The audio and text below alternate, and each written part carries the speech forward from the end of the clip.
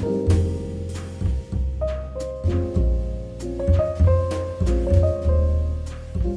आज है 20 जुलाई 2015 और हम लोग यहाँ पे 122 बी गली नंबर 6 चंदन विहार पश्चिम संत नगर बुराड़ी दिल्ली 84 का महत्व है और संत का भी महत्व है। हमारे यहाँ 84 लाख आसन बताए योनियाँ बताई गई हैं और 84 आसन बताए गए हैं कामसूत्र में, और 84 की संख्या भी बड़ी विचित्र है।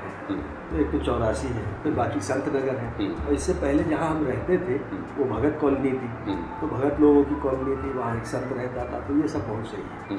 और इससे पहले जब हम थे तो हम एक और संत नगर में थे, तो संत नगर से संत नगर तक मामला था ये। तो अब अगर मान लीजिए ऐसे इसको शुरू करें कि ज़िंदगी को दशकों में बांटें, हाँ, दशकों में ऐसे मतलब उस आसानी के लिए कि जिसमें कुछ कुछ चीज़ें हाँ, एक निश्चित समय अवधि में हाँ, बातें की जा सकें। हाँ, मिसाल के तौर पर ये कि शुरुआती 10 साल में से कुछ ऐसे साल भी हैं जो स्मृति भी साथ देती है। हाँ, मतलब जब आप बहुत पुरानी भी साथ देती है। हाँ, क्या पहले हाँ, जैसे कि हम तुमको बताएं कि हमारी जो पहली स्मृति है वो है एक लाल धारीदार पाजामा, और जो कि किसी ने पहन रखा है, बाद में पता चला वो हमारे मामू है। और हमारी पहली स्मृति अपने पिता की नहीं है, हमारी पहली स्मृति अपनी माँ की है और मामू की है, क्योंकि पिता तो थे सैनिटोरियम में और मनाही थी हमारे साथ उनका वो संपर्क, हेल्थ की वजह से भाई उनको टीबी थी ना, टीबी सैनिटोरियम में थे। तो हमारी पहली जो बहुत हल्की सी स्मृति है वो तो पंचगनी की है, हमारी माँ की, और वो भी बहुत क्षीण है। फिर माँ की हल्की सी है, रात का वक्त है, वही सैनिटोरियम में पंचगनी में कुछ बातचीत चल रही है वगैरह वगैरह। उसके बाद हमारी एक हल्की सी स्मृति है, जब हम इलाहाबाद आए हैं तो एक ट्रक की स्मृति है जिसमें सामान लगा हुआ है, एक रनिया या ऐसे करके कोई नौकरानी थी वो थी साथ में, और बाकी न हमको 14 हेस्टिंग्स रोड की स्मृति नहीं है जहाँ पर ये आजकल उत्तर मध्य सांस्कृतिक केंद्र है और श्रीपत राय रहते थे, अज्ञे रहते थे, वो सब नहीं है। न हमको याद है कि हम अज्ञे को मेरी जान कहते थे, जैसा कि शमशेर जी ने अपनी कविता में लिखा है, तो कुछ याद नहीं। हमको उसके बाद जो याद है वो ये है कि रसूलाबाद से, हमको ये भी याद नहीं कि हमारी माँ हमको रसूलाबाद से इक्के पे बैठा कर शहर आती थी हर रोज़ मकान ढूंढने के लिए, क्योंकि महादेवी जी ने कोई टीका टिप्पणी कर दी थी। तो हमको स्मृति उस मकान जिसमें तुम गए हुए हो, वो बड़ा वाला बंगला, लेकिन तब हम लोग बड़े बंगले में नहीं थे, तब हम लोग पीछे उसके जो एक छोटी कॉटेज थी उसमें आए। ये खुसरोबाद में ही पीछे की तरफ एक छोटी कॉटेज थी, छोटी बंगलिया थी, जहाँ पे दफ्तरी खाना है, दफ्तरी खाना है। उसके बगल में बड़ा सा 3 कमरों का दुकान था, और वहाँ हमको स्मृति है एक माँ के कढ़े हुए हाथ के पर्दे थे, ब्रिक रेड रंग के, जैसे पकी हुई ईंट होती है उसका भी जो गाढ़ा रंग होता है, उस रंग के पर्दे थे। उस पर कढ़ाई थी, कढ़ाई हरी और नारंगी इस तरह की थी, मोटे मोटे फूल कढ़े हुए थे। वो पर्दा जो है वो ट्रंक पर बिछा है, हम बैठे हैं, पिताजी बैठे हैं, पापा, और ऊपर एक नंगा बल्ब चल रहा है। अब वो कह रहे हैं बेटा अभी तुम्हारी माँ आएगी तो कुछ खाने को जुगाड़, ये हमने लिखा। फिर उसके बाद कई स्मृतियाँ हैं। उसके बाद पानी बरस रहा है और धारासार, वो हम लोग, मैं और पिताजी बैठे हुए हैं बरामदे में, और वो ऐसे चादर की चादर पानी की जो बड़े बंगले के ऊपर से गुजर रही है। उसके बाद कुछ स्मृतियाँ हैं तो याद ही है। और ये पहली स्मृतियाँ हैं। ये जो पंचगनी में की बात कह रहे हैं, तो कितनी उम्र रही होगी? भाई हमारी उम्र देखो हमारी पैदाइश है अगस्त 45 की, और 46 के अंत में पिताजी चले गए थे पंचगढ़, मेरे ख्याल से 46 के अंत या, और वहाँ वो कहाँ से गए? बम्बई से। भाई बम्बई में पैदा, बम्बई मैं बम्बई में पैदा हुआ, मलाड में रहते थे और पैदाइश वहीं की है। मलाड से जब पता चला कि भाई ये टीबी है तो वो फिर आए थे पंचगनी गए। पंचगनी गए, वहाँ जितनी जमा पूंजी थी वो ख़त्म हो गई। फिर यूपी सरकार ने मदद की तो वो पैसा वहाँ जाता था। वाई एक जगह थी, वाई एक जगह है, अब भी है, वहाँ के डाकखाने में, तो वहाँ जाके लाया करती थी पैसा। ये कहा था संपूर्णानंद जी से कि भाई आप 200 रुपये महीने वहाँ भिजवा दिया, 5000 की ग्रांट की, कहा हमको वहीं भिजवा दिया कीजिए जब तक कि हम आते नहीं है कहीं, हमारा कोई जुगाड़ नहीं। फिर इन लोगों ने सोचा होगा कि अब भाई बंटवारा तो हो गया है, वापस तो जा नहीं सकते लाहौर। और मतलब ये लोग बंटवारे के बाद सीधे बम्बई आए? नहीं, बंटवारे के बाद ऐसा बंटवारा हम लोग तो वहाँ थे नहीं, लाहौर से तो पिता ये सब लोग आ गए थे दिल्ली, रेडियो में थे। अब रेडियो में एक यहीं 30 हज़ारी जो जगह है वहीं पे बगल में एक भैरव मंदिर है, भैरव मंदिर में एक सड़क अंदर हो गई है, उस पर 4-5 बंगले थे, छोटे छोटे क्वार्टर थे, बंगले भी क्या क्वार्टर थे, घिरे हुए, आगे थोड़ी ज़मीन थी, फूल लगा सकते थे। उसमें राशिद रहते थे, कृष्ण चंद्र रहते थे, तो पापा जी भी वहीं रहते थे, रेडियो में काम करते थे, पैदल का रास्ता था।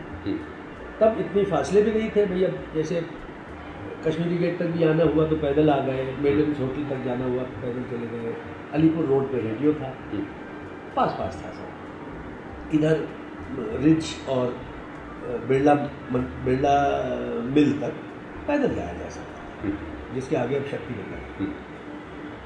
तो वहाँ रहते रहे। फिर उसके बाद मंटो चले गए बम्बई, मंटो ने बुलाया, पापा जी भी वहाँ चले गए। तो ये 44 की बात है। तो 44 में जब ये जाके ज्वाइन कर लिया तो ठीक था, फिर उसके बाद मलाड में रहने लगे। 45 मतलब दिल्ली कितना टाइम रहने के बाद बम्बई गए? दिल्ली पापा मम्मी रहे हैं, पापा तो रहे हैं 39 में आ गए थे, नहीं 41 में आ गए थे, 39 में तो थे, 39 में आ गए थे। अमृतसर के पास एक जगह है प्रीत लड़ी, जो मैगजीन निकलती है, वहाँ आ गए थे, प्रीत लड़ी का एडिटिंग करने लगे थे। फिर वहाँ से उठकर वो आ गए दिल्ली रेडियो में। माँ रेनाला खुर्द में थी, मुल्किमरी डिस्ट्रिक्ट, तो वहाँ से फिर वो आया जाया करती थी। फिर एक शादी हो गई, शादी कर ली, तो फिर यहीं रहने लगी। तो प्रिंसिपल की नौकरी छोड़ दी। तो एक्चुअली कोई हम लोग बंटवारे की वजह से बम्बई गए हों ऐसी बात नहीं है, लेकिन इरादा यही था कि साला यहाँ क्या रहेंगे, जाएंगे तो बम्बई, वहाँ लाहौर ही जाएंगे, क्योंकि वो तब तक लाहौर एक केंद्र था। अब जाहिर है कि बंटवारे ने बहुत सारी चीज़ें बदल दी। वो अब हिंदी का केंद्र नहीं रह गया, वो कोई केंद्र नहीं रह गया, वो एक तरीके से बड़ी उजड़ी हुई जगह थी और अभी सेटल हो रही थी, पाकिस्तान बनना था, क्या होगा क्या नहीं होगा, बहुत अनिश्चय का वातावरण। इधर हुआ ये कि जो दिल्ली का क्वार्टर था उसमें हमारे मामू रहते थे और पापा जी के सबसे छोटे भाई रहते थे। अब छोटे भाई तो थे कम्युनिस्ट, वो फिर यहाँ रहे वहाँ रहे, बीच बीच में चले गए नौकरी छोड़ के जालंधर। मामू ने उसको एक अपने दोस्त को दे दिया और दोस्त ने एक शमशेर सिंह नरूला थे उनको दे दिया, वो भी लेखक थे, उन्होंने अपने भाई को उसमें बसा दिया। अब जब ठीक हुए टीवी से तो जाए कहाँ, तो सिवाय इसके कि इलाहाबाद जाके बसे, क्योंकि वहाँ पर दोस्त थे और परिचय का दायरा था, और तो कोई जगह रह नहीं गई थी, क्योंकि ये छिन गई थी। अगर ये शायद मुझे अब लगता है कि अगर ये 30 हज़ारी वाला क्वार्टर रहा होता तब तक तो हम लोग शायद दिल्ली ही बसते। लेकिन ठीक है, जहाँ का दाना पानी। इस तरह अगर आंकड़ों में देखें तो दिल्ली कितना साल? मैं तो नहीं रहा दिल्ली, लेकिन अश्क जी रहे, समझो कि 1910 से 31 तक 21 साल जालंधर, 21 में चले गए, 31 में चले गए लाहौर, 31 से लेके 36, 37, 38 तक रहे लाहौर। उसके बाद वहाँ कुछ गड़बड़ हुई तो वहाँ से तब हमारी पहली माँ का देहांत हो गया, फिर कुछ और वहाँ उनका मन नहीं लगा, कुछ और चीज़ें हुई तो वो चले गए प्रीतनगर। प्रीतनगर में भी कुछ मामला ऐसा ही रहा। तो प्रीतनगर छोड़ के 2 साल प्रीतनगर रहे, उसके बाद आ गए दिल्ली। दिल्ली रहे 3 साढ़े 3 4 साल। फिर 44 में चले गए बम्बई। क्यों गए होंगे बम्बई? हैं? क्यों बम्बई गए होंगे? बम्बई इसलिए गए कि बंटो ने कहा यहाँ आ जाओ। रेडियो में थे, रेडियो में अच्छा ठीक ठाक थे, अपना करते थे काम था, लेकिन मतलब यही था कि भाई मंटो ने बुलाया है और मंटो ने कहा है तो चलो मंटो के पास चलते हैं, हम फिल्मों में देखते हैं। और इसके पीछे एक कारण और था जो अश्ली ने लिखा है, मुझे लगता है वो सही भी होगा। अश्ली ने रेडियो के अलावा सैनिक समाचार में लिखा, फौजी अखबार जिसको, उसमें फैज़ थे और एलिस थी उनकी पत्नी। वो तो खैर नौकरी नहीं करती थी, फैज़ थे उसमें, और फैज़ के यहाँ बहुत आना जाना था। तो फैज़ थे उस समय कर्नल थे, ज़रा सा कुछ ये रहा होगा, कुछ हो सकता है मम्मी का रुझान भी हो भाई फैज़ को देख के कि भाई तो अपना एक शायर का अपना ही रहता है। पापा जी ज़रा बहुत उस समय बहुत संजीदा, मतलब वो सीनियर्स में थे, फैज़ भी सीनियर होते जा रहे थे, पर पापा जी का काफ़ी नाम था, पैसा नहीं था। तो कोई बात हुई तो उसमें उन्होंने कहा कि भाई कुछ पैसे को लेकर हुआ कि आप भी कमा लेंगे या क्या कर लेंगे करके, तो उन्होंने कहा अच्छा हम इसको पहले एक बार पैसा कमा कर दिखा दें। किसको? पत्नी। अच्छा, मम्मी। 1 मिनट। उसमें यह था कि भाई पैसा तो आप इतना कमा ही लेंगे करके, तो अब उनको लगा कि एक बार इसको कमा के दिखा दिया जाए। ऐसे वो कोई बहुत पैसे को लेकर बहुत परेशान नहीं रहते थे, तो जो काम करना चाहते थे वो करते थे। रेडियो में अच्छी तनख्वाह मिलती थी, ठीक से रहते थे उस ज़माने के हिसाब से। फिर बम्बई चले गए तो अनाप शनाप पैसा आने लगा। हाँ, क्या करते थे? स्टोरी राइटर थे, स्क्रीन प्ले लिखते थे, डायलॉग्स लिखते थे। एक फिल्म थी 8 दिन, उसमें काम भी किया, तो मंटो ने भी काम किया। तो जब पैसा काफ़ी हो गया तो 8 दिन वही जिसमें अशोक कुमार है और एस.डी. बर्मन का वो गाना उम्मीद भरा पंछी और कुछ होगा। हाँ। तो हमने देखी है फिल्म, वैसे एक बार आई थी, आपको पता नहीं आर्काइव्स में है भी कि नहीं। तो एक दिन माँ ने कहा कि भाई देखिए हम आपसे कहते थे ना कि आप पैसा कमा लेंगे, तो आप बहुत अच्छा पैसा कमा रहे हैं। तो कहने लगे कि लेकिन पैसा तुम कमा रहे हैं, लेकिन तुमने देखा है कि क्या मैं खुश हूँ कि नहीं हूँ? तो मतलब मम्मी की खुशी चली गई है और ये है वो है। तो मम्मी बहुत नाराज़ हुई, बोले हमको तुम्हें पता नहीं था, तो तुमको देखना चाहिए था, तो आप अभी नौकरी छोड़ दीजिए। ठीक है छोड़ देंगे, लेकिन वो जब तक छोड़ने की बात हो टीवी डिक्लेयर हो गई। टीवी क्यों हुई होगी? टीवी हुई मेरे ख्याल से जो भाई साहब हमारी जो ताई थी, जो हमारे ताऊ की पहली पत्नी थी, उसको टीवी हुई। उस ज़माने में पंजाब में टीवी आम थी और औरतों को बहुत होती थी, क्योंकि रहन सहन वैसा बहुत अंदर का था, दबा हुआ था, खुली हवा नहीं है, लोअर मिडिल क्लास फैमिलीज़ हैं, तो ग़िज़ा भी उतनी अच्छी नहीं है, वगैरह वगैरह बहुत सारे कारण थे। उसको हुई और उससे लगी भाई साहब की माँ को, और भाई साहब की माँ से लगी होगी पापा जी, जो दबी रही। फिर बम्बई आकर वो उभर आई, मतलब उसको उभरने में 10 साल लग गए। इस बीच भाई साहब की माँ का इंतकाल हो गया उसी टीवी से ही। फिर दूसरी शादी हुई पापा जी की, वो चली नहीं।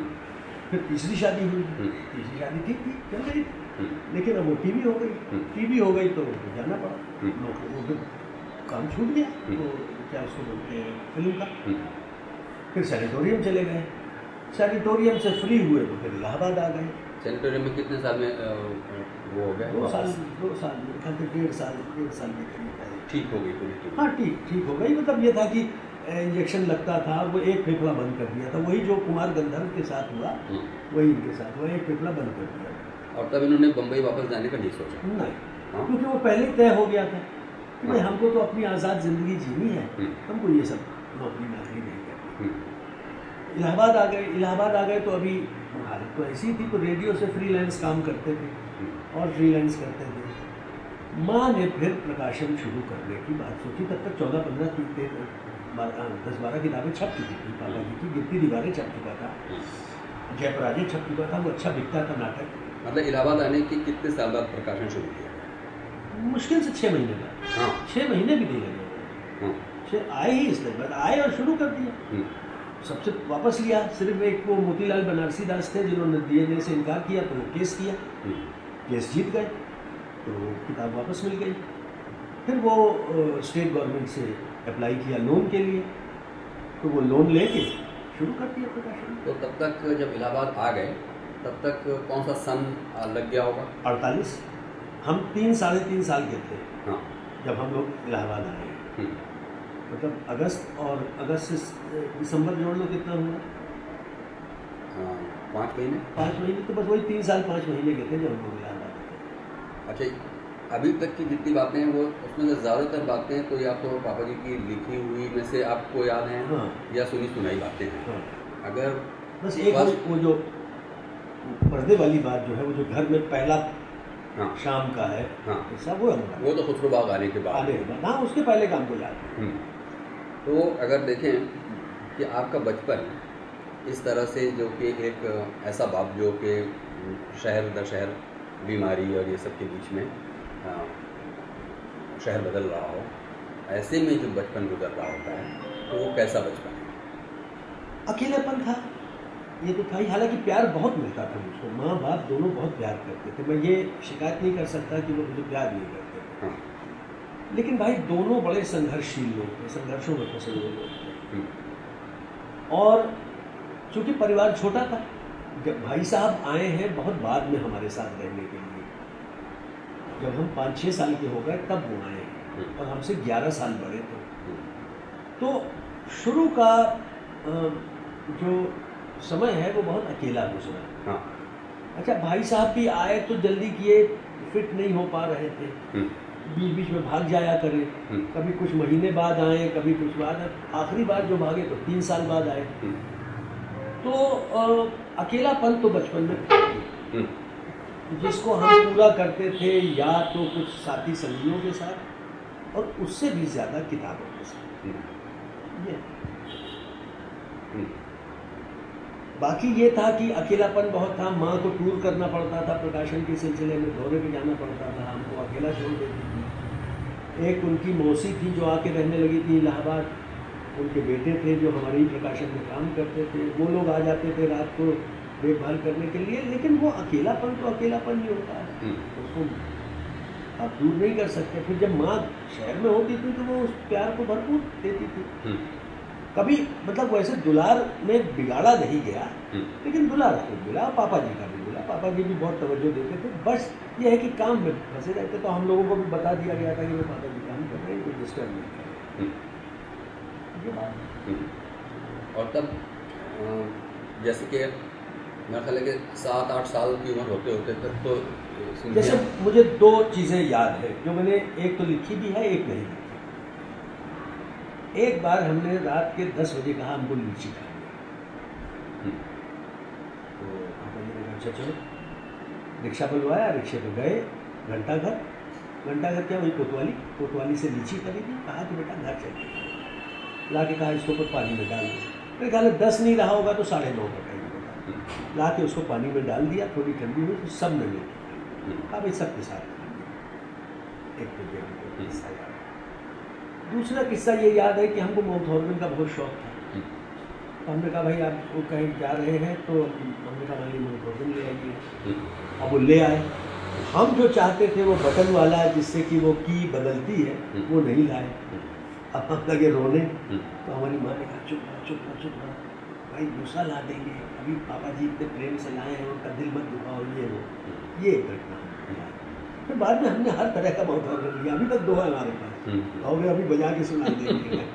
तो ये तो खैर हमने एक लंदन में लिया, एक हमने यही मॉडर्न कंपनी से ली। फिर और स्मृतियों के नाम पर शैतानियाँ याद हैं, जो गर्मी में घूमना, उत्पात करना। भाई चूँकि प्रकाशन था इसलिए नौकर चाकर थे। अब वो एक छोटे लाल था तो बीड़ी पी, उसकी बीड़ी ऐसे करके हम भागे, हाथ में ब्लेड था, वो मेरे पीछे भागा, आगे लड़ गए, वो ब्लेड से ये हाथ कर दिया। तो उसके बाद वो बीड़ी तो भूल ही गया है, यहाँ तो खून हो रहा था। तो नंगा ब्लेड हाथ में लेके, और शैतानी ये कि उसकी आगे वाली कमीज की जेब को ऐसे दबोच लिया। अब वो कहने लगा है क्या कर रहे हो गुड्डू भैया, वो साला बीड़ी से उछल गई, वो भागा हमारे पीछे, तो भागे। तो इस तरह की हरकतें बहुत करते थे, और भी कई किस्म की हरकतें करते थे जो बताने लायक भी नहीं है, लेकिन चलो क्या करें। तो मतलब एक फितरती वो था, और पढ़ने का बहुत शौक था शुरू से। किताबें मेरी जिंदगी शुरू से। फिर उसके बाद उसकी किताब की एक खूबी होती है जो कि फिल्म और सीरियल में नहीं होती। किताब आपके जहन में कल्पनाएं बहुत पैदा कर देती है। भाई वो कह रहा है कि मर्जीना है, और मर्जीना नाच रही अली बाबा के ये जो साले 40 जो चोर हैं उनके सामने, तो वो मर्जीना क्या होगी, कैसे होगी। अब वो कोई तसव्वुर आ रहा है अरब की हूर जैसा, वो जो घेरेदार शलवार पहने हुए, कोई आ रहा है किसी तरह का, कोई आ रहा है किसी तरह का, जो कि फिल्म में संभव नहीं है। वहाँ सब मूर्त हो जाता है, आपके पास कल्पना की कोई गुंजाइश नहीं। अली बाबा कैसा होगा, वो खुलजा सिमसिम करके कैसे खुलता होगा दरवाज़ा, वो मेरी एक पसंदीदा कहानी थी। सिंदबाद मुझे बहुत पसंद था। सिंदबाद मतलब मुझे शुरू से बहुत शौक था जहाज़ रानी का, जहाज़ में जाने का, खलासी ही बन जाओ मर्चेंट नेवी। मैं उसके लिए कोशिश भी की, नहीं हो सकते थे, आंखें ख़राब थी। उन्होंने, मैं यहाँ भी आया, दिल्ली तक पता लगाने आया, हमारे एक कज़न थे, उन्होंने, वो कमांडर थे, उन्होंने कहा तुम्हारा हो नहीं सकता, क्योंकि डेक पे तो तुमको नहीं मिल सकता। हाँ, नीचे चाहो तो इंजीनियर बन सकते हो। हमने कहा इंजीनियर बनना होता तो फिर फिज़िक्स में अच्छा नहीं था। तो ये चीज़ें थी। तो वो किताबें जो थी वो तरह तरह की कल्पनाएँ हैं, बड़ा मज़ा आता है कल्पना करके। बहुत कोई शुरुआती कोई किताब अगर याद करें तो बहुत शुरुआती किताब कौन रही होगी, पहली किताब? भाई एक किताब, देखिए शुरुआती कुछ किताबें मेरे पास हैं, अभी तक रखी हुई हैं, तुम्हें विश्वास नहीं होगा। एक है, एक अफ्रीकी बच्चे की कहानी है, वो कहाँ से आ रहा है, एक हंडा लेके, उसके पीछे बाघ पड़ जाते हैं, और वो घूमते हैं बाघ एक दूसरे के पीछे, एक दूसरे की पूंछ के पीछे, और वो मक्खन बन जाते हैं, वो उसको मक्खन भर के ले आता है। बड़ी मज़ेदार कहानी थी, अफ्रीकी बच्चे की, उसमें अफ्रीकी। ये पहली किताब मुझको याद है, बड़े साइज की, बड़े आकार की। किताबें बहुत मिलती थी। मैं हमारे यहाँ जन्मदिन पर किताब लेने का चला, हम कई बार तो मांगते थे कि हमको ये किताब ला दीजिए, तो बोलते थे अच्छा जरूर।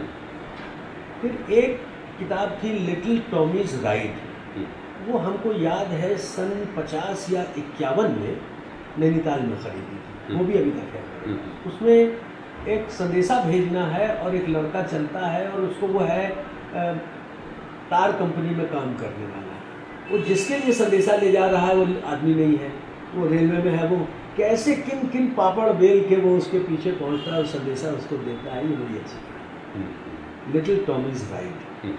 फिर इसी सीरीज़ की एक किताब थी लिटिल रेड राइडिंग हुड। ये किताबें तो आज तक मौजूद हैं, और मैं उनको देखता हूँ और याद करता हूँ कि भाई मैं कभी इतना छोटा था कि इसको पढ़ता था। फिर ये अली बाबा, सिंदबाद, फिर और ज़रा और बड़े हुए, ये सब किताबें आने लगी। एक तो होता है कि भाई लेखक के घर में लेखक का बेटा है, हाँ, तो वहाँ किताबें हैं, तो एक तरह से मजबूरी भी है कि अगर स्पोर्ट्समैन के घर में स्पोर्ट्समैन का बेटा होगा तो उसके इर्द गिर्द खेलने की चीज़ें, स्पोर्ट्स का सामान होगा, या फिर अगर कोई बढ़ई है तो उसके इर्द गिर्द वसूले और आरी होंगे। तो क्या कभी पिताजी ने ये नहीं सोचा कि ये लेखन का धंधा बहुत बेकार है, मैंने अपनी ज़िंदगी में क्या हासिल किया, बेकार हो गया मैं, तो लड़के को मैं ये न करने दूँ? ऐसा है कि एकदम बचपन में एक बार हमने कहा, किसी ने ऐसे ही पूछा क्या बनोगे, हमने कहा लेखक बनेंगे। ये मेरे ख्याल से मैं 8 साल का रहा हूँ, 8 या 9 साल। तो पापा जी हंसे, अरे बोले बेटा तुमको कुछ पता भी है लेखक बनने के लिए क्या किया जाता है? लेखक बनना आसान नहीं है, कोई बहुत अच्छी चीज़ नहीं है। तो मेरे पिता ने तो कभी मुझ पर ये दबाव नहीं डाला कि मैं लेखक। अलबत्ता एक तो किताबों का शौक़ वैसे ही स्वाभाविक रूप से था, क्योंकि अकेला बहुत था और मेरे कोई साथी नहीं था। और साथियों से अक्सर मैं एक मिसफिट भी रहा हूँ। बहुत कम मेरे घनिष्ठ दोस्त रहे हैं। वैसे घूमता बहुत रहा हूँ, बहुत एक मिलनसारिता रही है, लेकिन स्कूल में भी मैं खुश नहीं था जब तक कि मैं बॉयज़ हाई स्कूल में नहीं आ गया, 9वीं क्लास में। मैं एक खुश बच्चा नहीं था और मेरा हमेशा कुछ ज़्यादातर लोगों से झगड़ा और 2-1 लोगों से दोस्ती रही। तो जाहिर है कि किताबें ही एकमात्र साधन था। भाई मुझसे 11 साल बड़े थे, उनके हमारे सब कुछ हालांकि साथ रहते थे, बहुत प्यार था। शुरू के दिनों में तो बहुत प्यार था और काफ़ी समय तक रहा, उनकी शादी के बाद तक रहा। फिर धीरे धीरे वो मतलब, लेकिन तब भी उस प्यार के होते हुए भी उनकी अपनी अलग एक ज़िंदगी थी। हालांकि हम उनके साथ घूमने गए, बहुत जगह गए, चंडीगढ़ गए, जालंधर गए, बहुत जगह घूमने गए, लेकिन वो जिसको एक अपेक्षाकृत हम उम्र भाइयों के बीच में जो एक कुर्बत होती है या दूसरी तरह का रिश्ता होता है, वो नहीं था। वो हमेशा हमारे लिए भाई साहब थे। और एक घटना और ही बताता हूँ। एक बार क्या हुआ, मेरा मोहल्ले के लड़कों से झगड़ा और हमारी सड़क के बाहर हुआ, बंगले के बाहर, और हमने बेल्ट निकाल ली। हमने कहा कि आओ फिर तुम लोगों को देखते हैं। तो खैर उनको वो आगे भागे, हम पीछे। तो हम अकेले थे, वो 3-4 थे। थोड़ी देर के बाद हमने मोड़ के देखा तो देखा भाई साहब बड़ी चुपके आहिस्ता आहिस्ता खराबे मुस्कुराते हुए चले आते। हमने कहा यार ये हमारे बड़े भाई हैं, इनको तुरंत आके इसमें दखलंदाजी करनी चाहिए थी और उनको हटाना चाहिए। तो बड़े मज़े से पीछे चले आ रहे हैं। तब आते जब हम पिटने लगते तो ये क्या फ़ायदा हुआ। तब से हमने सोचा कि भाई हमको अपनी लड़ाई सब अपनी अकेले ही लड़नी है। भाई है, अच्छा है, लेकिन कितना साथ देंगे कितना नहीं देंगे ये बड़ा मुश्किल है। तो सारी चीज़ें थी जिनकी वजह से, और फिर बड़े होने पर तो पापा जी ने कभी मुझसे ये नहीं कहा कि तुम लेकर करो। किस्सा यूँ हुआ कि मैं कर रहा था सीनियर कैम्ब्रिज करके, मुझे समझ में नहीं आया मैं करूँ तो करूँ क्या। अप्रत्याशित रूप से सीनियर कैम्ब्रिज में मेरी अच्छी डिवीजन आई, जो किसी को उम्मीद नहीं, मेरे टीचरों को तो सबसे कम। और ये हुआ कि अब क्या किया जाए, तो मेरा फिजिक्स और मैथ्स बहुत कमज़ोर था। चुनांचे मैं जो डॉक्टर बनना चाहता था वो डॉक्टर नहीं बन सकता। और तब हालांकि CPMT वगैरह कुछ नहीं था। अगर आपके नंबर अच्छे होते तो आपका सीधा दाखिला मेडिकल कॉलेज में हो सकता था। और दूसरा, मैं वो मर्चेंट नेवी में जाना चाहता था, वो पता चला कि मैं जा नहीं सकता हूँ। तो जब मैं लौट के आया तो ये हुआ कि अच्छा भाई कॉमर्स कर लेते हैं, ये चीज़ नहीं पढ़ी है इसको कर लेते हैं, साइंस में तो जाने का कोई सवाल नहीं है, और ये हिस्ट्री ज्योग्राफी पढ़ के हम वैसे ही आज ही साइंस में। तो कॉमर्स इंटर किया, उसमें भी नंबर अच्छे आ गए। भाई अब उसका क्या किया जाए, उसका कोई मेरे पास तोड़ नहीं था। BCom किया, उसमें भी मेरिट में नाम रहा, और ये हुआ कि चार्टर्ड अकाउंटेंट बनेंगे। लेकिन BCom करते करते मुझे ये पता चल गया कि भैया ये मैं am not cut out for this, ये मेरा बस की बात नहीं। ये दीगर बात है कि बाद में मुझे बहुत सारा अकाउंट्स करना पड़ा अपने प्रकाशन का, वो अलग बात है, लेकिन वो मेरे से लिए वो उस तरह की बंदी बताई। तो हमने कहा हम नहीं पढ़ेंगे। वो गर्मियों में ही ये हुआ कि पापा जी कसौली गए हुए थे, हम भी कसौली गए, और जाने कैसे कुछ थोड़ा लिखने की सुगबुगाहट होने लगी। और उस ज़माने में एक परियोजना चल रही थी नीला प्रकाशन में कि बड़े लेखकों की छोटी छोटी जीवनियाँ छापी। उसमें क्या होता था कि आप एक लेखक की जीवनियाँ 2-1 पढ़ते थे और उसके आधार पर उसकी एक छोटी जीवनी तैयार कर देते थे। तो मैंने O. हेनरी की तैयार, तो पापा जी ने कहा ये तुमने बहुत अच्छी लिखी। तो मैंने कहा अच्छा ठीक है, थोड़ा उन्होंने बल बनाया। फिर करते करते ये हुआ कि फिर कुछ कविताएं लिखनी शुरू की। वो किताब की शक्ल में हुई? हाँ, वो किताबी O. हेनरी वाली। कितने पेज की किताब? वो 48 पेज की बच्चों के लिए वो किताब मुरतब हुई, शाया हुई, छपी। तो उसके बाद थोड़ी यही, अब आगे कोई हमारे सामने आदर्श नहीं था उस तरह का, मतलब कोई मानदंड नहीं था। तो कभी नई कविता की तरह लिखे, कभी किसी तरह से लिखे, जो पढ़ते थे उसी तरह से कॉपी करने की कोशिश करते थे। एक साला 3-4 पन्ना है जो बिल्कुल मुक्तिबोध शैली में लिखा हुआ है। तो मतलब करते करते तो ये हुआ कि भाई अब तो फिर हमने कहा पढ़ेंगे नहीं आगे। तो अब ये जाहिर है कि घर में चिंता हुई होगी, क्योंकि अब हमारी उम्र क्या थी उस वक्त, 17-18 साल की थी। तो हमने कहा पढ़ेंगे नहीं, यही करेंगे, घर का काम है वो करेंगे। हमने कहा भाई कुछ लियाकत होनी चाहिए तब करोगे क्या ऐसे ही? हमने कहा नहीं पढ़ेंगे। तो एक हमारे वहीं आते थे सुरेंद्र पाल, जिन पर मैंने वो कविता लिखी है उत्तराधिकारी, उन्होंने कहा भाई कुछ तो कर लो, क्या करना चाहते हो? हमने कहा भाई हम लिखेंगे, हमको लिखने में बड़ा अच्छा। तो कहा कि लिखने के लिए फिर ऐसा कर लो, MA कर लो। तो हमने कहा काहे में कर ले? बोले अंग्रेज़ी में कर लो, हिंदी में कर लो। हमने कहा अंग्रेज़ी तो हम बहुत पढ़ चुके हैं, हिंदी हमने विधिवत नहीं पढ़ी। हिंदी नया साहित्य पढ़ा हुआ था, राकेश ये वो शरद चंद्र बहुत पढ़ लिया था, लेकिन हमने विधिवत नहीं पढ़ा। तो हमने MA ज्वाइन कर लिया, 2 साल में MA किया। MA करते करते ये तय हो चुका था कि लिखेंगे, और छपने भी लगे 65 से, MA के दौरान भी, और छपने लगे और अपने बल पर छपने लगे। तो फिर लगा कि ठीक है एक इसको करके देखते हैं, और फिर बढ़ता है उस तरह से सिलसिला। नहीं अभी बताइए कि जैसे बचपन वाले हिस्से में आपने ये तो बताया, तो वो बचपन वाले में हाँ ये तो ठीक है कि अकेले थे और किताबें थी साथ में, लेकिन अगर मतलब उसकी याद करें कि खाने को, पहनने को, खेलने की आज़ादी, ये सब वाले माहौल पर कपड़े क्या पहनते रहे होंगे? कपड़े भाई ऐसा था कि स्कूल जाते थे तो यूनिफॉर्म थी, तो यूनिफॉर्म पहननी पड़ती थी। तो समझो कि सुबह 8 बजे से लेके और शाम के 4 बजे तक तो यूनिफॉर्म रहती थी। क्या यूनिफॉर्म थी, किस कलर?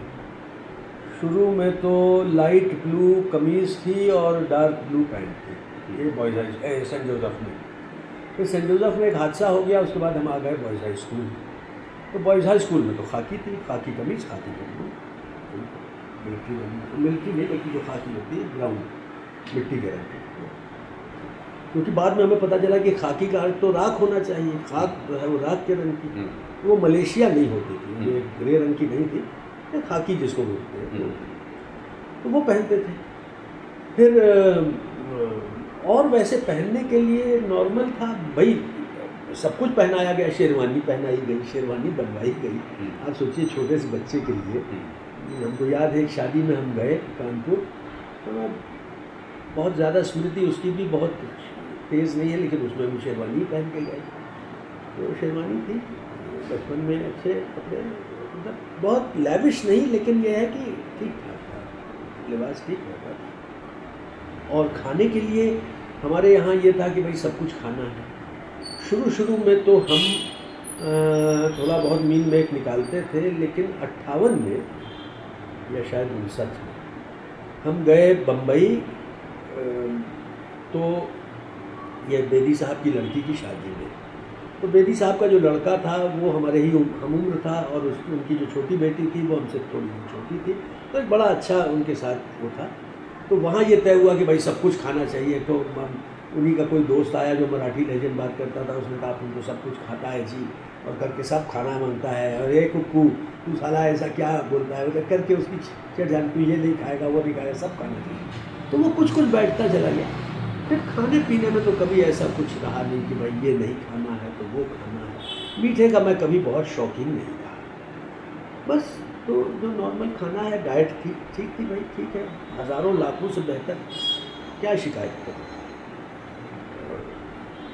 नहीं, जैसे कपड़ों के बारे में कुछ तो आपने स्पेशल ओकेजन पर शेरवानी की याद की, स्कूल में यूनिफॉर्म की याद की, बाकी निक्कर कमीज पहनते थे।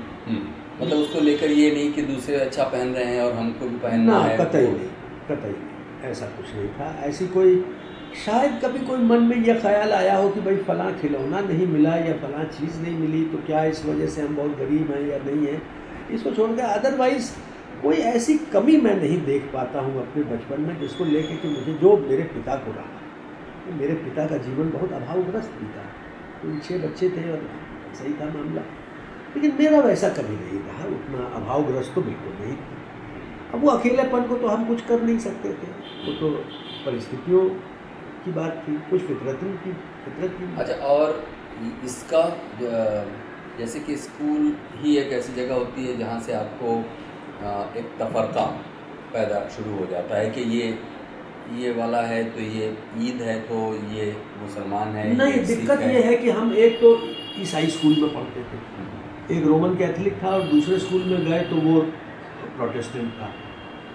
हमारे क्लास में ऐसा कभी नहीं हुआ, हमारे दोस्तों में मुसलमान भी थे, हिंदू भी थे, ईसाई भी थे, पारसी भी थे, तो कभी मन में वो चीज़ तो पैदा ही नहीं कतई।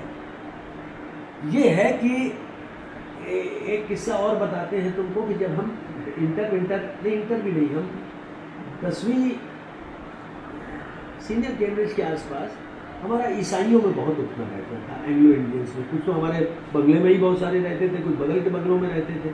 62 तक तो ये बंगला हमने खरीदा नहीं था, तो उसमें बहुत सारे किराएदार थे, बहुत सारे ईसाई थे। ईसाइयों के बीच में मेरा बचपन बहुत बीता है। तो मैं फिर बहुत ईसाइयत की तरफ भी चला गया। तो बीकॉम में जब मैं गया तो मैंने जब फॉर्म भरा तो मैंने उसमें लिख दिया क्रिश्चियन। तो घर आए तो पूछा भरा नहीं फॉर्म? बोल दिया भरा है।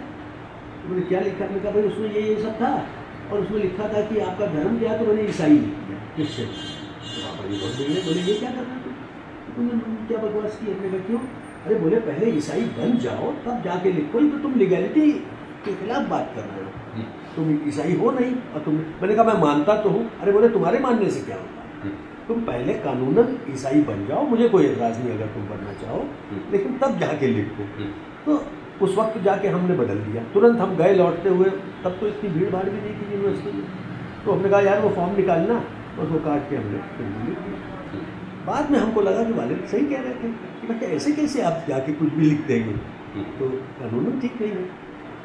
तो कुछ दिन तक तो वो ईसाइयत का भूत बहुत सवार रहा, बहुत रहा, बाइबल पढ़ी, ये किया वो किया। फिर वो मुझे जीने तो आई, तो मैं तब तक बीकॉम में आ गया था। तो मैं लगा टीका लगाने काले रंग का, और धोती पहनने, और ये करने और वो करने हैं, बिल्कुल सुनील दत्त की तरह। फिर वो धीरे धीरे वो धर्म का भूत भी उतर गया, एमए तक आ गया। फिर तो भाई कोई धर्म वरम मेरे मन में नहीं। एमए तो खैर बहुत बाद में हुआ, बचपन में ऐसा कुछ, इसलिए कि घर में माहौल कितना बहुत कम था, क्योंकि हमारे घर में कभी कोई मंदिर नहीं था। जैसे कई घरों में होता है मंदिर, एक छोटी सी कुछ नहीं तो एक मूर्ति लगा देते हैं, एक तस्वीर लगा देते हैं। हमारे घर में ऐसा कुछ नहीं। पहली बात, पापा जी कोई धर्म मानते ही नहीं थे। वैसे वो कहते थे कि ये नॉन इसेंशियल है, टीका भी लगा दो, कुछ कर दो, वो मानते थे। वो कहते गाड़ दो, जला दो, कुछ फर्क नहीं पड़ता। बिल्कुल उनका ये था अकीदा शुरू से। He had a very open mind. और मैं खुशकिस्मत हूँ कि मैं एक ऐसे घर में पला जहाँ पर इस तरह का पैदा नहीं किया। बल्कि एक बार हमारे ईसाई दोस्त ने कहा मुसलमान ऐसे होते हैं, मुसलमान वैसे होते हैं, मुसलमान ये होते हैं। मैंने कहीं जाके पापा जी से पूछा, अरे बोले कैसा वो बेवकूफ़ आदमी? अरे हजरत साहब ने तो देखो कितना तब्दीली की है। तो एक सोशल रिफॉर्म वाला आंदोलन है। तो पहले तो शादियाँ कर लेते थे 300-300 अपनी सौतेली माओं से कर लेते थे, आकर उसको महदूद किया, 4 तक ले आए। और वो 4 भी ऐसे नहीं कि आप जब चाहे जाके धड़ाधड़ 4 कर लें, उसके लिए वजूहत हैं। तो ये मुझे पापा जी ने समझाया कि देखो ऐसे पहले समझो। तो एक धर्म के लिहाज से बहुत ही सेकुलर, बहुत ही मैं अधार्मिक तो नहीं कहूँगा, क्योंकि मेरी माँ तो बात बात पे वाहे गुरु करती थी, लेकिन मैंने कभी माँ को पूजा पाठ करते नहीं देखा, कभी नहीं। बहुत बाद में जब वो मेरे ख्याल से 70 पार कर गई, तब उसने ये जपजी साहब का पाठ शुरू किया। बस उसके पहले मैंने माँ को कभी कोई किसी किस्म, हमारे यहाँ वैसे जब से झा बाबू आ गए थे तो दिवाली की पूजा भी होती थी, वो बाकायदा धार्मिक विधि से होती थी। उसमें सभी लोग बैठते थे, आंटी भी बैठती थी जो कि यूरोपियन थी, अंग्रेज़ थी, और वो भी टीका लगवा लेती थी, हम भी टीका लगवा लेते थे। लेकिन हम सब जानते थे कि ऊपर है। वो खुद कहती थी कि ये बाइबल जो है ये ऐसे ही है, चर्च ऐसे ही है, सब मनुष्य को देखो, मनुष्य। तो हमारे यहाँ जो एक तो रला मिला परिवार था, हमारे बहुत सारे नौकर मुस्लिम थे, आंटी ईसाई थी, आंटी थी हमारी ही तरह किराएदार थी। फिर वो बाद में किन्हीं हालात के चलते हमारे साथ रहने लगी, और 11 साल वो हमारे परिवार की सदस्य की तरह रही। फिर हमने जब उनका देहांत हो गया, कुछ पैसा था उनके पास जो उन्होंने रख छोड़ा था अपने कफन दफन के लिए, तो उनको फिर उसी रीति से दफना किया। तो वो बिल्कुल घर के सदस्य की तरह थे। तो अब सोचिए जिसके घर में इस तरह का माहौल हो वो कहाँ तफरका आएगा, और स्कूल में भी तफरके का ऐसा कुछ नहीं था। नहीं, जैसे बच्चों में तो बहुत कुछ तो परिवेशगत होता है। हाँ। फिर वो एक गॉड फियरिंग होना भी एक तरह का कहिए कि शौक भी होता है कि डर, किसी से डर, मतलब पता नहीं, अंधविश्वास तो हो सकता है, क्योंकि मुझे अच्छी तरह याद है कि भारती जी के यहाँ से मैं एक सलीब उठा लाया था और उस पर एक ईसा मसीह की, चांदी तो नहीं कह सकता, हो सकता चांदी की हो, चांदी सलीब पे लटके हुए ईसा मसीह हो, और लकड़ी का सलीब था और नीचे एक स्टैंड था। अब वो रख लिया ला के यहाँ से उठा के, और वो पड़ा रहता था। फिर अब जब ये हो कि बारिश नहीं हट रही है और हमको फिल्म देखने जाना है, तो कहा भाई किसी तरह से बारिश रोक दीजिए, ईश्वर जी बारिश रोक दीजिए। इससे ज़्यादा कभी कुछ मतलब उनसे मांगा भी तो सारा बारिश रोक, कोई उसमें अकीदा उस तरह का मेरा था नेवर। तो मैं कैसे कहूँ भाई, मेरा कुछ था ही नहीं उसमें। अस्सलाम वालेकुम। तो कोई गॉड फियरिंग भी कोई मेरे अंदर ऐसा था नहीं प्यारे, मैं कहाँ से बताऊँ तुमको, ज़बरदस्ती कह दूँ क्या? नहीं, तो फिर मतलब एक तो हुआ कि चलिए घर में पिता भी रेशनल आदमी है, हाँ, और माँ भी उस तरह की पाखंडी नहीं, हाँ, कि अपने विश्वासों तक। हाँ। अब मैं यार इनसे बात करती हूँ। हेलो, तो हम नहीं बता सकते भाई, हम इसके बारे में कोई माकूल जवाब दे नहीं सकते, जो हमारे एक्सपीरियंसेस है वही बता सकते। हाँ वही, जैसे मान लीजिए कि फिर कोई एक ऐसा भी समय आया होगा कि जब बाकायदा सोच समझकर ईश्वर को अपदस्थ करना है, या मतलब वो भी कौन सा मुकाम होगा जहाँ से लगा होगा कि नहीं अब हम अपने फैसले से कहते हैं। अभी तक तो मिला था, माहौल ने कहा था कि थोड़ा सा है थोड़ा सा नहीं है, और मनुष्यता पर वगैरह वगैरह विश्वास रखो, लेकिन ईश्वर के अस्तित्व पर कहीं से प्रश्न भी कभी खड़ा हो। भाई ऐसा है कि चूंकि वो पदस्थ ही नहीं था तो उसको अपदस्थ करने की भी ज़रूरत नहीं पड़ी। वो पदासीन था ही नहीं, कहीं किसी मुकाम पर बैठा ही नहीं था। हमको एक चीज़ याद है कि जब हम एमए में आए या एमए कर चुके थे या कर रहे थे, हम ऐसे किसी को पकड़ के बोलते थे बताओ मैं कौन हूँ, ये कौन हूँ, ऐसा कौन है, ये क्या है, कैसे मालूम ईश्वर है, ये वो, तो ये सब गपशप करते रहते थे। तो कभी वो ये भी नहीं लगा कि हम कोई बहुत इर्रेवरेंट है, अश्रद्धा मूलक है। वो हमारे लिए जब एग्जिस्ट ही नहीं करता तो हम क्या करें उसका भाई, वो होगा। हमने तो बहुत लेट जाकर उसको कविता की एक डिवाइस के तौर पर भी यूज़ किया, बहुत लेट जाकर। मुझे याद है कि वो मेरे ख्याल से शुरू का 1-2 दौर कविता के ख़त्म हो चुके थे,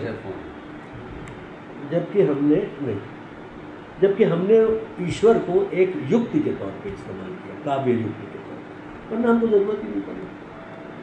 तो अब हम कैसे बताएं, हम नहीं जानते। हम तो अभी कल परसों भी हम लोगों से कह रहे थे कि हम तो चाहते हैं, हमने प्रेमचंद का किस्सा पढ़ा, आखिरी वक्त था, बिल्कुल आखिरी एकदम, और शिवरानी देवी ने पूछा भाई कुछ कहना है? उनका क्या कहना है, मतलब क्या कहें हम आखिरी वक्त, राम बोले, क्या बोले, कुछ नहीं, क्या कहना है, कुछ नहीं। तो ये अगर आपके अंदर पैदा हो सके तो इसको तो हम बहुत बड़ी चीज़ मानते हैं। तो प्रेमचंद भी बहुत रैशनल आदमी था, हालांकि वो कोई मतलब उस तरह के घोषित नास्तिक नहीं थे।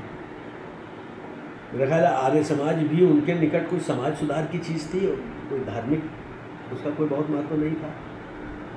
तो हमको कभी बहुत लुभाया नहीं इस सब में। अगर बहुत कभी कुछ कहीं छोटा बहुत रहा होगा 1%, तो वो अंधविश्वास के स्तर पर रहा, और कुछ नहीं। और कभी मुझको उसकी ज़रूरत नहीं पड़ी ईश्वर। मैं तो उस तरह की मोरालिटी में भी विश्वास नहीं करता हूँ। मेरे पिता और माँ शायद ज़्यादा मुझसे ज़्यादा मॉरल थे, ज़्यादा नैतिक थे। मैं तो शायद बहुत ही एक अनैतिक, अगर उसको कहा जाए, मतलब एक उस तरह का आदमी हूँ। पढ़ने में, रैशनली चीज़ों को समझने में बात दूसरी है, धर्म को उसको और उसका मानना, मंदिर में जाना, कोई अंदर से जज्बा ऐसा हो कि हाँ भाई यहाँ झुक जाएं, कुछ अंदर से लगा, कुछ नहीं, कभी ऐसा महसूस नहीं। तो मैं क्या करूँ। अच्छा, तो अब इतनी वाली जो यही छोटे वाला दौर है, अगर पहला दशक जीवन था उसमें यही सब चीज़ें और भी हैं ना कि जो मेरा माहौल था उससे मेरी तनातनी रहती, मैं माहौल में फिट नहीं था, मैं खुश बच्चा नहीं, कुछ न कुछ कुछ बीच में दौर ठीक भी है, फिर खराब हो गया, इस तरह से वो चलता रहता। हेलो, हाँ वालेकुम भैया, ये नेटवर्क ही गड़बड़ कर रही थी हम। तो ये जो बचपन वाला पीरियड है, इसमें कुछ घूमने टहलने के शहर भी बदले होंगे। हाँ, मतलब अब इलाहाबाद में आकर तो बाकायदा मुकीम हो गए, फिर जाते आते रहे, नैनीताल गए, भाई जाना तो शुरू में पापा मम्मी के साथ ही था, फिर थोड़ा भाई साहब के साथ निकले एक बार, तो चंडीगढ़ वगैरह गए, और लखनऊ गए, चंडीगढ़ गए। वो एक ट्रिप था 56 में, 56 में ही जब उनके साथ गए हैं तो हमने वॉर एंड पीस देखी वहाँ चंडीगढ़ में। नीलम सिनेमा हॉल खुला था, कैरों के बेटों का था, तो वहाँ हमने वो फिल्म देखी। तब चंडीगढ़ नया नया बन रहा था, 56 में क्या होगा। फिर लखनऊ गए थे, वहाँ गए थे, फिर नैनीताल गए, मसूरी गए, उसके कई प्रसंग हैं। मसूरी में हम बीमार पड़ गए, तो वही डर लगा रहता था कि बुखार है तो पोलियो ना हो जाए वगैरह वगैरह। तो फिर वो मम्मी पहले चली आई, उनको कोई काम था प्रकाशन का, तो फिर मैं और पापा जी बाद में लौटे एक साथ। बस, तो फिर ये दिल्ली आते थे अक्सर, दिल्ली अक्सर हाँ आते थे। बम्बई गए, ये वही पहले जो 10 साल है, मतलब 55 में गए हैं भाई साहब को लिवाने बम्बई। जब ये हुआ कि अब ये वापस फाइनली आना चाहते हैं, बेटी साहब ने कहा भाई लड़के को बुला लो, अब ये आना चाहता है वापस। समझाया उन्होंने जाके कि क्या तुम राज कपूर की कैंटीन में बैठे ये मैनेजरी कर रहे हो, जाओ, तुम्हारा बाप है इतना बड़ा, ये वो। तो समझाया, वो भी आना चाहते थे। फिर मैं और मम्मी जी गए, उनको लेके आए, तो बम्बई गए। तो इस तरह से ये एक पूरा सिलसिला चलता था। और अगर बचपन की हैरानियों के बारे में जिक्र करें, क्योंकि फिर सब कुछ तो कंट्रोल होता नहीं है, बच्चा अपनी ही आँखों से, अपने तजुर्बे से दुनिया को देखता है, और उसमें होने वाली कुछ हैरानियों पर उसकी जो नज़र पड़ती है। जैसे हैरानियों से मतलब, जैसे ऐसा है तो ऐसा क्यों है, ये क्यों है?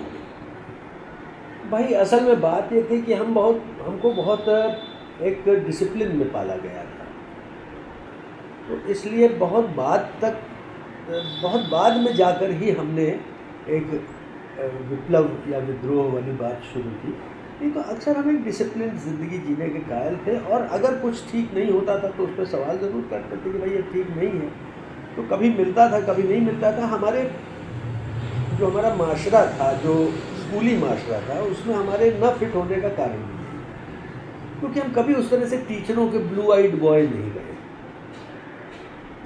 हम अपने ही तरह से चलने वाले आदमी थे, कभी उस तरह से जिसको कहते हैं कि एकदम अव्वल आने वालों में से हम नहीं थे, लेकिन हम फिसड्डी भी नहीं थे। बस ये था कि हमको इल्म हासिल करना ज़्यादा ज़रूरी लगता था, बजाय इसके कि नंबर हासिल करें। जैसे कुछ सब्जेक्ट्स नहीं आते थे, अलजेब्रा नहीं हमसे सकता तो नहीं सकता था। बाकी ऐसी हैरानियों में कोई मुझको बात ऐसी कोई नज़र नहीं आती। जैसे साथी संगातियों की ज़िंदगी के बीच में है, हाँ, कि कोई ऐसा कर रहा है तो वैसा क्यों कर रहा है, उसको लेकर कोई मन में सवाल।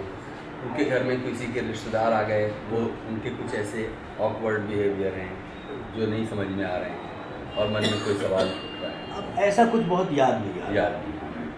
और अगर ये देखें कि यही करीब मतलब जिस्मानी बदलाव का भी एक दौर इसी दशक के ख़त्म होते होते शुरू हो जाता है। हाँ बिल्कुल, वो आया। हाँ, और उसके बहुत सारे पहलू हमने डिस्कवर किए। हाँ, वो क्या है? वो बहुत सारा कुछ है, हस्तमैथुन से लेके और बहुत सारी चीज़ों तक, और सेक्स के और जो चीज़ें हो सकती हैं अपने। फिर ये था कि ज़रा सा हम बड़े हुए तो फिर पापा जी ने ही खुद हमें एक दिन बुलाकर सब कुछ समझाना शुरू किया धीरे से, बहुत उससे। तो कोई हमारे लिए उसमें बहुत जिसको कह सकते हैं कि एक हैरत की सी तो बात नहीं रही। बाकी तो ये है कि भाई अब शरीर है, शरीर का अपना एक धर्म है, मतलब धर्म को धर्म के अर्थ में मतलब शरीर का अपना एक अपनी फितरत है, उस हिसाब से वो काम करता है। तो उन्होंने बहुत रैशनली हमको एक्सप्लेन किया, और कुछ बातें हमको बहुत सही लगी, कुछ बातें उन्होंने बहुत कायदे से समझाई, और फिर ठीक है। नहीं, जैसे कि कुछ ऐसी मन के अंधेरों की जो दुनिया है जिसमें जुगुप्साएँ हैं और जिसमें अनचाहे ढंग से ऐसे अटपटे सेक्सुअल एनकाउंटर्स हैं, जैसे कि समलैंगिकता है। हाँ, वो भी है, वो सब उसके बारे में वो भी है, समलैंगिकता भी थी, पर वो कोई बहुत अंधेरे कोनों को जिसको कहते हैं कि एक्सप्लोर करने की वजह से लगी। उसके पीछे उस तरह का कोई एक मानसिक अंदरूनी कोई वो नहीं था जुगुप्सा। एक सेक्सुअल इनकाउंटर के विभिन्न प्रकार हो सकते हैं, उसमें समलैंगिकता भी है, और उसमें औरतों से भी। हमारा तो शुरू से ही एक बाइसेक्सुअल रहा है, बहुत अर्ली लाइफ से, मतलब हम बता भी नहीं सकते हैं कि कितनी अर्ली लाइफ से वो एक स्त्री पुरुष दोनों के प्रति अब वो एक साथ साथ रहा टू ए सर्टेन लेवल। उसके बाद वो फिर एक पक्ष कमज़ोर होता चला गया, दूसरा पक्ष बढ़ता चला गया।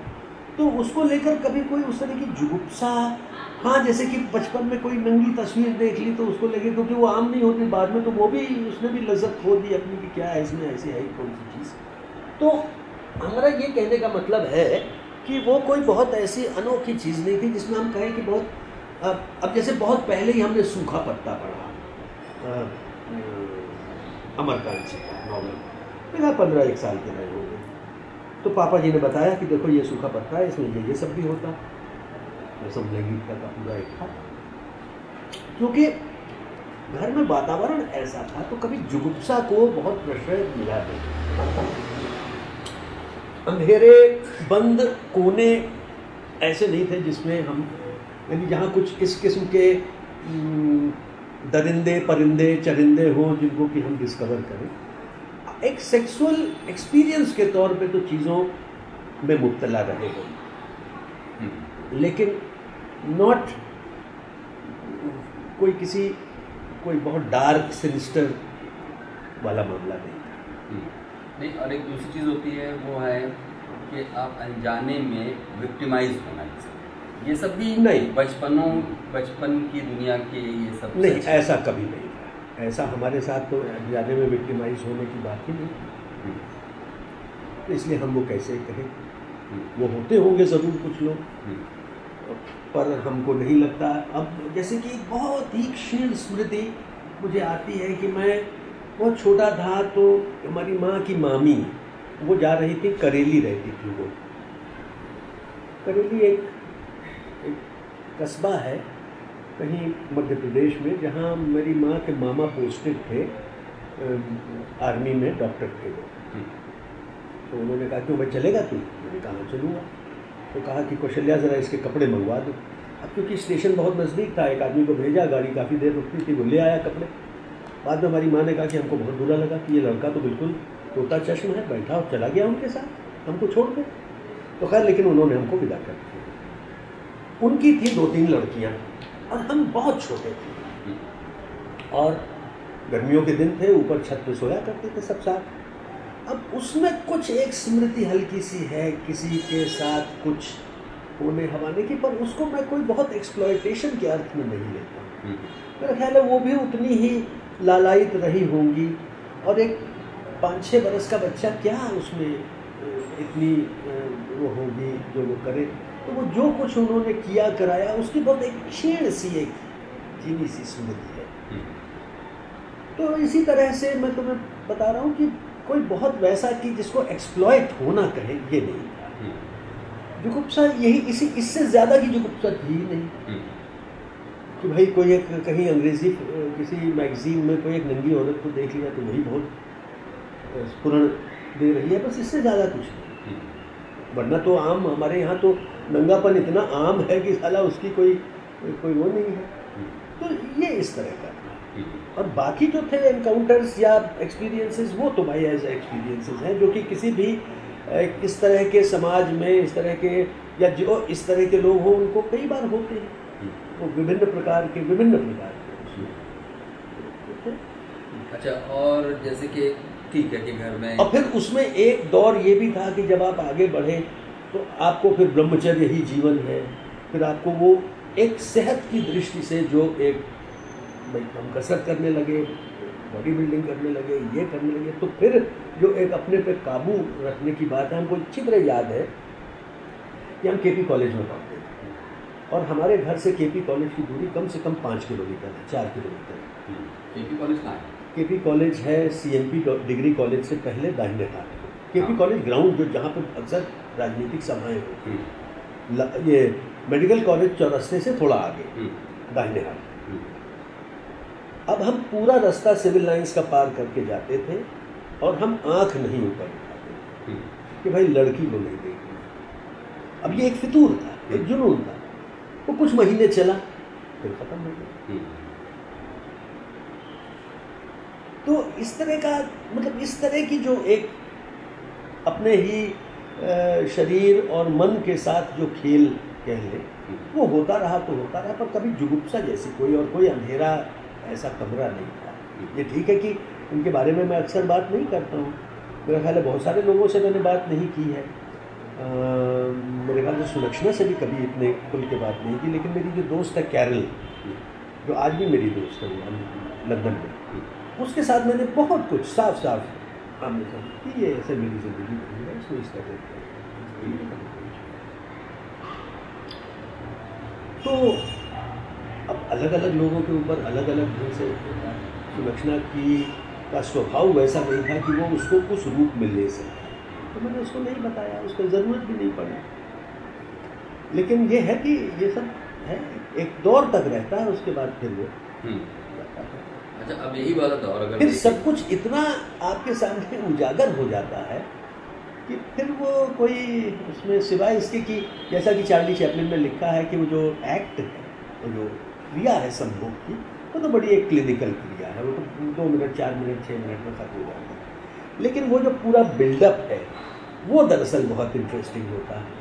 तो उसकी आत्मकथा के इस भाग से मैं पूरी तरह से कि एक सीमा के बाद वो उसका नयापन, उसका वो सब जाता रहता। अब नयापन इसी में है कि किस से आपका कैसा रिश्ता कहाँ तक कैसे पहुँचा, तो वो उसमें हर बार में अब जैसे कि यही वाला कि घर में आप कह रहे हैं कि अभावों जैसा कुछ नहीं है, और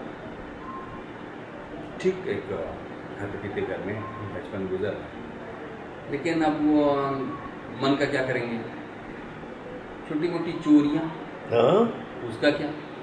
मैं नहीं जानता हूँ क्यों मैं करता था, पर करता था। तो मैं किससे सुनाता हूँ। एक बार मैं गया, एक तो बहुत बहुत पहले का किस्सा है, बहुत अर्ली उसका, मेरे ख्याल में 8 बरस का था।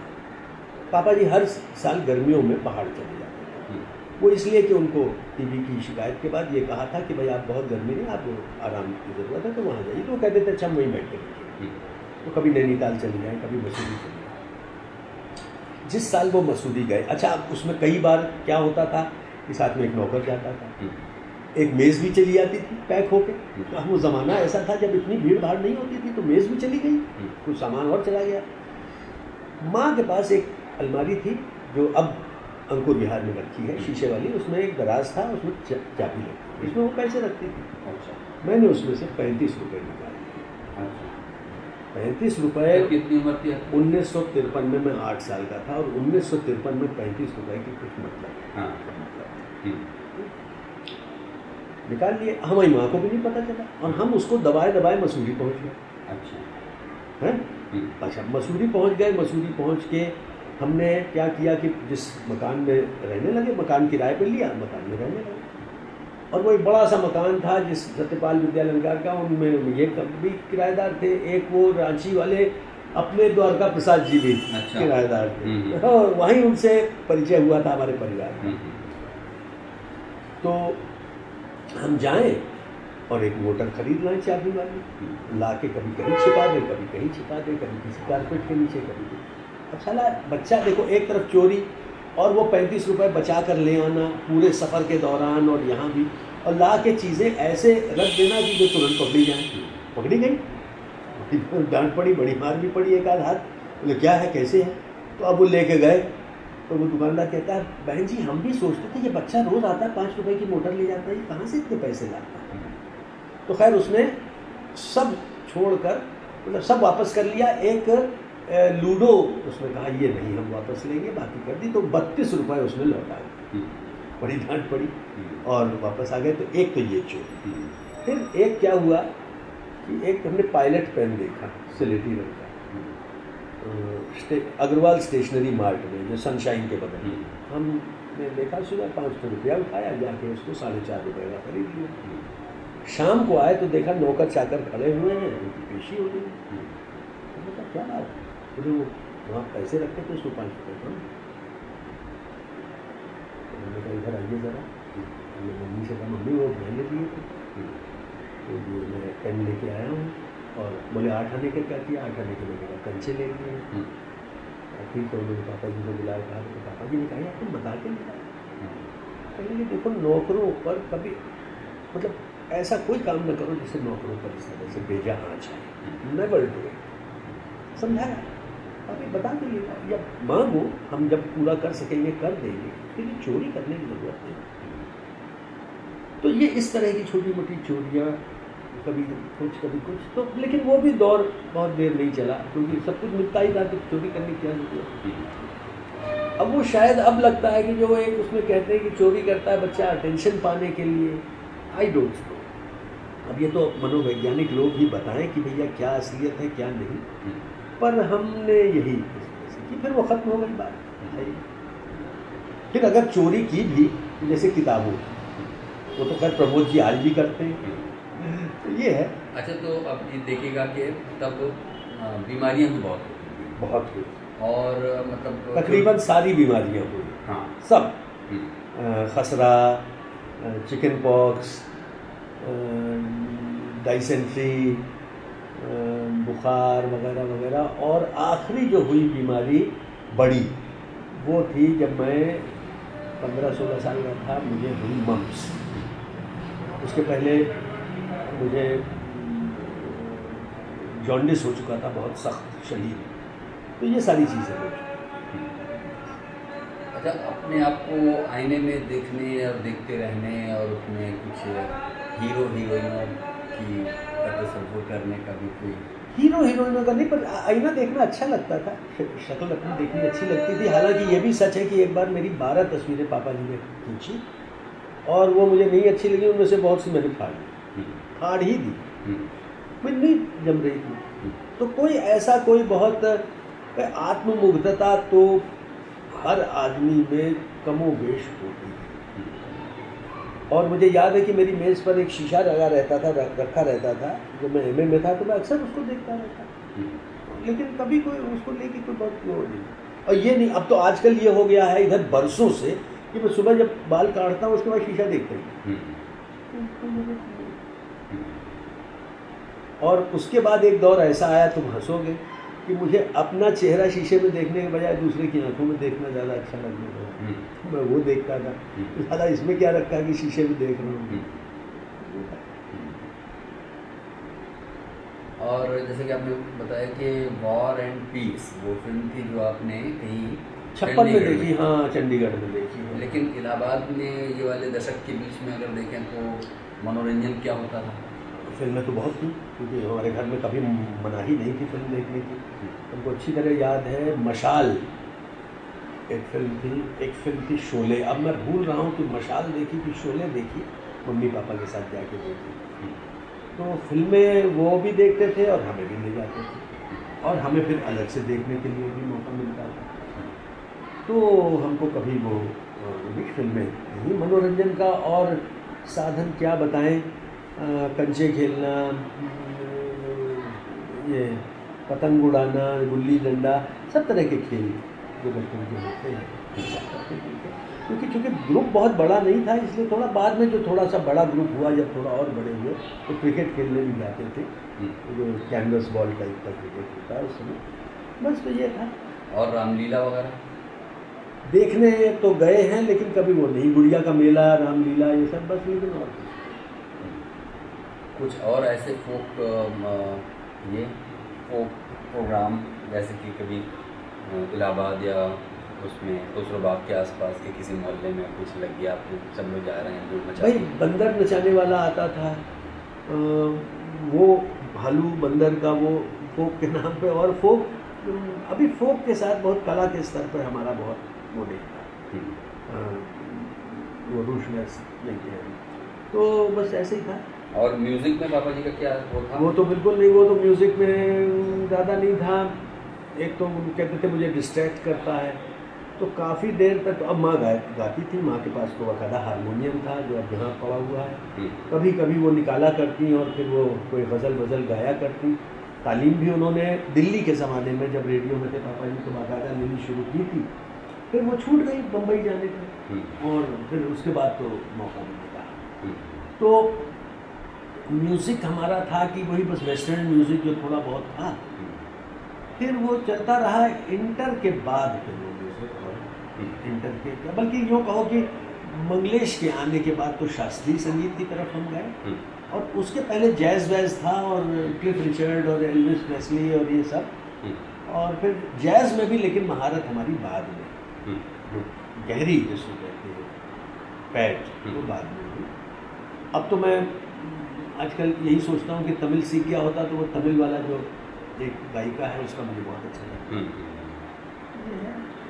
अच्छा, और स्कूल में देखते हैं कि जैसे हमको ये बता रही थी, क्या नाम है,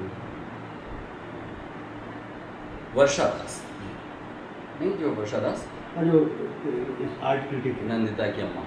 अच्छा, ये नंदिता की माँ है? हाँ, कि जैसे उनके स्कूल में एक घंटी बजती है रेसेस के टाइम पे, खाने का टाइम होता था, सब लोग बैठ जाते थे ऐसे पंगत लगा के, थालियाँ सबके सामने होती थी और गिलास, एक टन से घंटी बजती थी और थाली को ऐसे उठाना पड़ता, फिर वो टन से बजती थी और उसको इस तरह रखना पड़ता था कि आवाज़ खड़ा कि ना।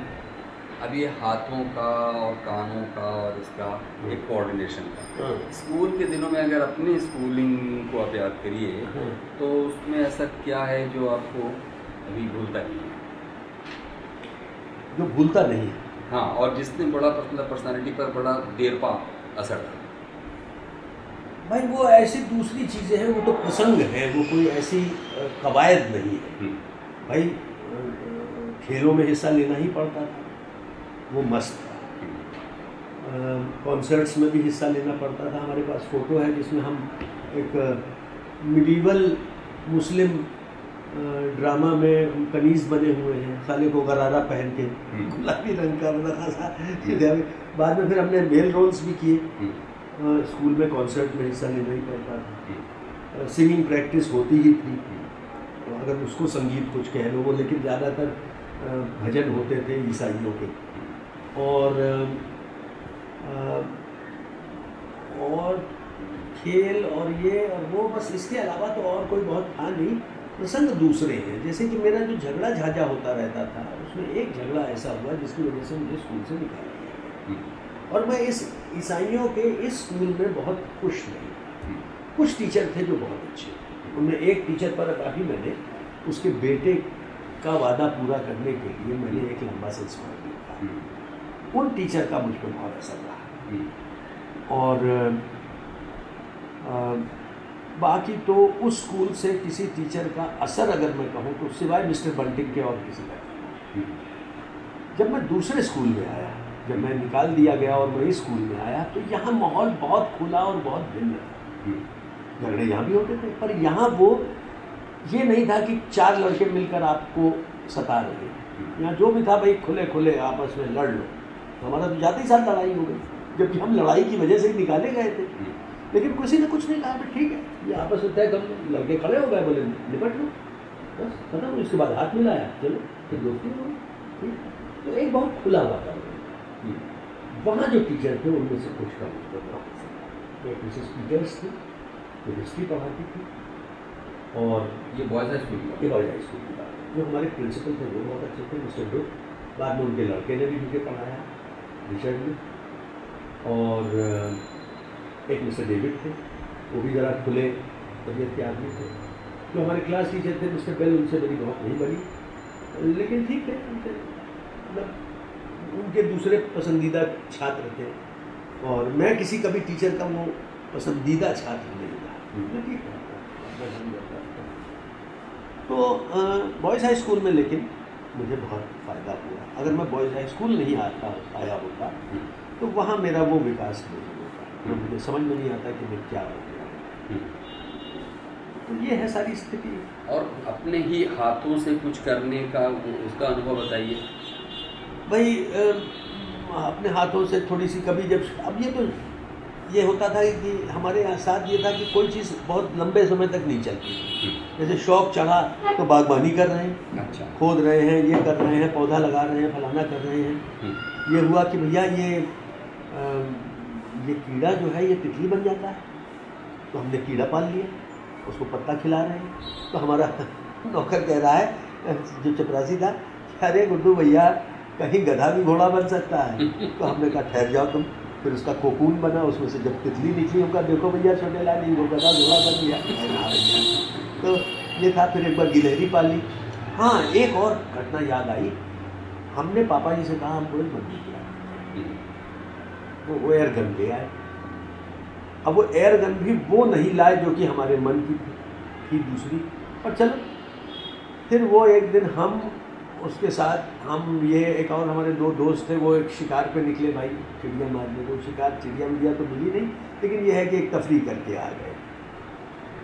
फिर देखा कि एक दिन ऊपर तो एक मार दिया तो बुलबुल गिर गई, उसका पैर जख्मी हो गया, मन को थोड़ा ख़राब लगा। एक दिन एक गिलहरी को मार दिया तो उसके पेट से भल भल खून निकल रहा था। फिर हमने कहा कि यार ये बहुत ख़राब चीज़, ये हम बिल्कुल नहीं। गुलेल होती थी सामने, 10-15 फुट की दूरी से हम गुलेल से गिरगिटान को धड़ से गिरा देते थे, लेकिन वो भी हमने आम तोड़ने के लिए ज़्यादा इस्तेमाल की बजाय पंछियों को मारने के। तो वो कुछ एक शुरू से ही वो ऐसा नहीं, गोश्त तो खाते ही और हमको उसमें कोई गुरेज नहीं, लेकिन कभी ये नहीं हुआ कि किसी पक्षी की जान ऐसे गई। शिकार just for a Keck of it वो मुझे कभी रुचा नहीं। तो वो बंदूक भी फिर करते करते एक दिन वो अपने रास्ते लगी, कहाँ गई क्या मालूम। ये इस तरह का। और आपके अंदर कोई, जैसे ये तो हो गया बंदूक से जुड़ा हुआ, कोई रहमदिल इंसान है वो ऐसे दूसरे किसी अनुभव से पता चला हो कि मेरे अंदर एक बड़ा, हर बच्चे में होता ही है, लेकिन हर बच्चे में क्रूरता भी आ ही जाती है, मतलब किन्हीं और परिस्थितियों में। भाई अब मैं अपनी क्रूरता के बारे में तो नहीं कह सकता हूँ, ये तो दूसरे ही बताएंगे कि मैं क्रूर था या नहीं था। पर मैं बेसिकली एक शरीफ बच्चा था। शैतानी ज़रूर करता था, शैतानियों में कोई कमी नहीं थी, खूब शैतानी करता था और हर तरह की शैतानी करता था, लेकिन कभी उसमें क्रूरता का एलिमेंट तो मैं नहीं खोज पाता। वो मुझे तो शायद अंदर से एक जो औचित्य और न्याय वाली बात थी, इंसाफ पसंदी, उसके चलते वो कभी नहीं। और मैं कोई ये भी नहीं कह सकता कि मैं बहुत रहमदिल इंसान था। ये ठीक है कि किसी को देख के द्रवित हो जाना वो तो एक बहुत सामान्य सी बात है, किसी के दुख को देखकर तो हर आदमी हो जाता है, लेकिन उस तरह से कोई बहुत अंदर से मैं सोचूंगी नहीं अचानक मेरे अंदर एक रहमदिल कोई ईसा मसीह पैदा हो गया ऐसा करके। ठीक है, नॉर्मल बच्चा जैसे होता है वैसे कुछ कहीं टेढ़ा मेढ़ा रहा होगा मेरी सरिश्त में जो मुझे लेखक बनने की तरफ ले गया, अदरवाइज और तो कुछ नहीं समझ something, and that had to do with अपने ही चारों तरफ के माहौल से तालमेल पूरी तरह न बैठा पाने के कारण, क्योंकि मैं जो मेरे साथी हैं वो सब अपनी अपनी जगह दुरुस्त हैं, बहुत सारे लोग रिटायर हो चुके हैं, उन लोगों की ज़िंदगियाँ भी मुझसे बहुत मुख्तलिफ रही हैं। मेरी ज़िंदगी में जिस तरह के बेतहाशा उतार चढ़ाव रहे हैं, जिन्होंने मुझे और मेरे परिवार को परस्पर बहुत दुख तकलीफ पहुंचाई, उसका कारण बने, वो उनकी ज़िंदगी में नहीं रहे। वो अपना ठीक ठाक ज़िंदगियाँ जीते हुए रिटायर्ड होके कुछ तो उनमें से गुजर गए। अभी मुझे एक जनरल वीके सिंह मिला बहुत साल बाद, यही जयपुर लिटरेरी फेस्टिवल में, राजनीति तब से 2012 की बात। वो मुझसे मिला करीब 30-35 साल बाद और हमारे साथ वो स्कूल में था। और ये वही वीके सिंह है जो रॉ वाले मामले में, ये वीके सिंह नहीं जो कि ये वीके सिंह है जो कि भाजपा वाला नहीं, ये वीके सिंह वो पहला वीके सिंह है जो जनरल वीके सिंह जो रॉ के सिलसिले में जिसका नाम आया था। तो वो जब मुझे मिला तो मुझे बड़ी हैरत हुई। तो मुझे वो बस सीधा साधा इंसान, ये हालांकि वो रॉ वाले मामले में फंस चुका था, वो काफ़ी एक विवाद अपने महकमे में वो विवादग्रस्त आदमी था, लेकिन उसकी ज़िंदगी वही थी जो एक ख़ास मिलिट्री ऑफिसर की हो सकती है। एक और हमारा दोस्त था वो जनरल राणा कपूर, वो तो साला खुशामदें करते करते ही जनरल हो गया और जनरल होकर रिटायर भी हो गया। तो उसका मैं क्या सीख गया, वो सब सीधे साधे लोग थे, उनकी ज़िंदगी में वो सब उतार चढ़ाव नहीं आया। तो जाहिर है कि उनमें और मेरी ज़िंदगी में बहुत फ़र्क रहा है। और वो ये ज़िंदगी में फ़र्क, जो लेखन, ज़िंदगी, ये सब मेरे ख्याल से पूरे इस माहौल में जो एक अजीब व गरीब पना था, इसमें मैं फिट नहीं होता था, वो ना फिट हो जाने की वजह से ही शायद, या मैं नहीं कह सकता। और जैसे कि पापा जी ने आपको मतलब रिलीजन के बारे में या अपने जो सेक्सुअल बिहेवियर में होने वाले चेंज के बारे में इस तरह समझाया और चेताया, उस तरह से खुद अपने मन में प्रकृति और तकनीक में जो रहस्य छुपे हुए हैं उसको लेकर कुछ जिज्ञासाएँ, टेलीफोन है तो उसमें से आवाज़ कैसे आ जाती है तार के बिना वगैरह, इस तरह ये सब वो पढ़ते पढ़ते हम जब स्कूल में थे तो बहुत सारे इस तरह के एक्सपेरिमेंट्स करवाए जाते थे। तो वो कोई बहुत रहस्य उस तरह का रहा नहीं, जिस तरह की तालीम मिली उसमें बहुत रहस्य रहा नहीं कि भाई कैसे आ जाती है, क्या आ जाती है। तो ऐसा कुछ होता है ना, जैसे अपने बाप को हमेशा घेरे रहना कि ये हो रहा है तो ये क्यों हो रहा है, भाई ऐसा हम घेर नहीं सकते थे क्योंकि वो बहुत बिजी रहते थे, वो 12-12 घंटे काम करते थे। तो ये तो कभी कभी बीच में होता था, जो तालीम वो देना चाहते थे वो देते थे। उसमें ये 2 चीज़ें तो तुमने मेंशन की। तीसरी जो अहम चीज़ है कि जब हम लिखने लगे तो फिर उनके साथ लंबी लंबी बातचीत। अच्छा, वो इतने खुले थे कि अपनी भी सारी अंदर बाहर की सब कर लेते थे, है ना, अपना भी कोई पर्दा नहीं रखते थे बातचीत करते हुए, और काफ़ी खुली बात करते थे। और उसी में फिर बातचीत में कि भाई क्या है, लफ्ज़ कैसे होगा, कैसे उसको इस्तेमाल किया जाए, किस तरह किया जाए, वो फिर एक पूरी एक बातचीत चलती थी। और वो उन्होंने मुझको बहुत सिखाया। मतलब एक तरीके से मेरे गुरु भी थे, मेरे सहकर्मी भी थे, मेरे पिता तो थे ही। अब तो मैं उनको एकदम देवता की तरह, उन्होंने बिल्कुल मुझे वैसे जो भी दिया है उन्हीं का दिया। अब मैं तो दोनों में एक अलग अलग किस्म की चीज़ थी। और बस तो वो या तो हो सकता है उन दोनों में जो एक कश्मकश रही हो जो मुझे बचपन में न नज़र आती रही हो, और बाद में भी कोई बहुत साफ नज़र नहीं आई, लेकिन कहीं ना कहीं एक था। दोनों बहुत सख्त, बहुत तगड़े व्यक्तित्व के मालिक थे। तो वो जो कश्मकश उनके बीच में थी, उसका मेरे व्यक्तित्व पे अंश जाने ही असर पड़ा हो। कोई झगड़ा नहीं होता था उनके बीच में, उनकी नेचर ही भिन्न थी। लेकिन जाहिर है कि कुछ कई बार मर्द औरत में मतभेद हो ही जाते हैं। ये उनके बीच न रहे हो ये मैं कल्पना नहीं कर सकती। कुछ तो वो जाहिर कर ही देते थे, कुछ बता ही देते थे। और जब जाहिर कर देते थे वो तो बात की बात है, जब नहीं करते रहे होंगे तो तब एक बच्चे पे क्या असर पड़ता होगा अनजाने, ये शायद पड़ा हो तो पड़ा हो नहीं। तो ठीक है, जैसे कि मैं पिता से बहुत नहीं डरता था, उतना जितना कि मैं माँ से डरता। माँ अपनी खामोशी से खौफ पैदा करती थी। वो और ज़्यादा इसको कहते हैं कि शिष्ट होती चली जाती थी, पोलाइट होती चली जाती थी, और फिर बात भी बहुत नपी तुली करती थी। तो आप बच्चा जो था डर जाता था। फिर मैं माफ़िया मांगता था कि मम्मी की क्या गलती हो गई, बताइए, उसे माफ़ कर दीजिए। हालांकि कोई हो सकता बहुत मामूली गलती थी, कोई सर गया। पापा जी तो फ़ौरन बुला के जो भी कहना था कह क्या, अच्छा ठीक है माफ होगा। तो उनसे मैं ज़्यादा खुला था। मम्मी से कई बार बात करने में उलझन होती थी क्योंकि वो थोड़ी पर्दा रख के बात करती थी, उतनी खुली हुई नहीं। जबकि मम्मी तो यही सगी मम्मी यही, हाँ सगी मम्मी थी। तो बस ये उनकी अपनी नेचर थी।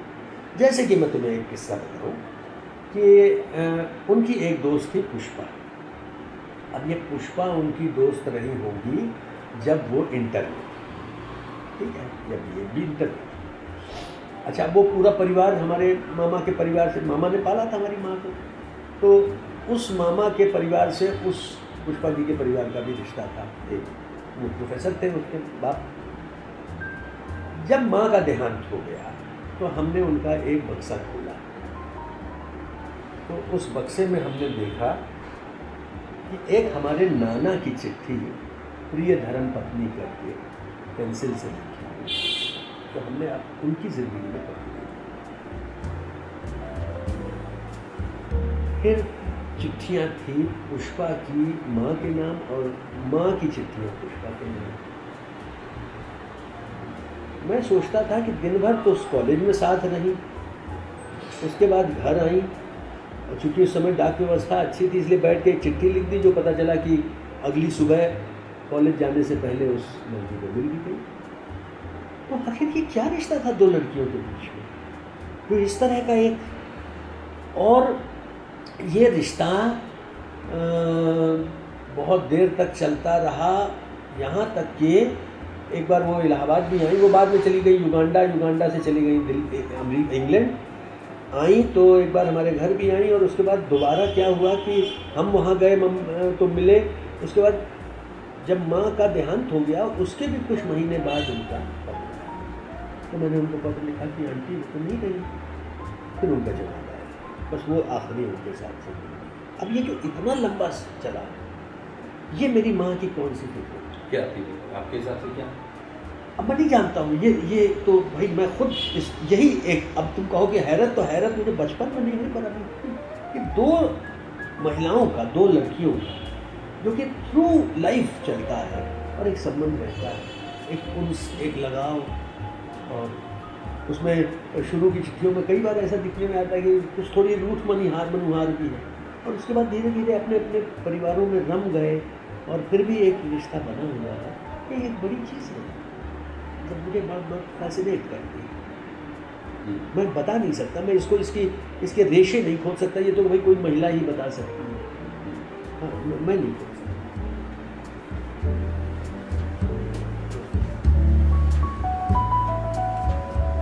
क्या था? वैसे मेरी माँ का बहुत बड़ा दायरा, बहुत बड़ा परिवार था, वो सबसे बड़ी थी बहनों में, कजिन्स में भी, और वैसे भाई अकेली थी अपने माँ बाप की, तो बाकी तो दो भाई थे। लेकिन और पूरा उनके, एक बार हम लोगों ने गिना था कुछ 26-28 बहनें थी अलग अलग, और सब बहुत मानते थे और बहन जी करते थे। क्या रहा होगा एक अनाथ लड़की में कि उसने इतना बड़ा दायरा फैलाया हुआ था, उसमें लड़कियां भी, बहनें भी, भाई भी बहुत मानते थे। और फिर वो धीरे धीरे उनके जाने के बाद से जैसे कि जाल से लेता जाए खत्म हो गया। तो कुछ तो रहा होगा हमारी माँ में, कुछ उनके फ्रेंड्स थे, कुछ उनकी दोस्त थी, एक दो ही थी, लेकिन उनसे भी उनका बड़ा लंबा एक रिश्ता रहा, बीच बीच में चिट्ठी आ जाती थी। तो ये एक सिफत मेरी माँ में थी, लेकिन मेरा बहुत खुलापन नहीं था। बहुत सारी वो मुझसे चीज़ें शेयर उस तरह से नहीं करती थी जैसे कि पापा जी करते।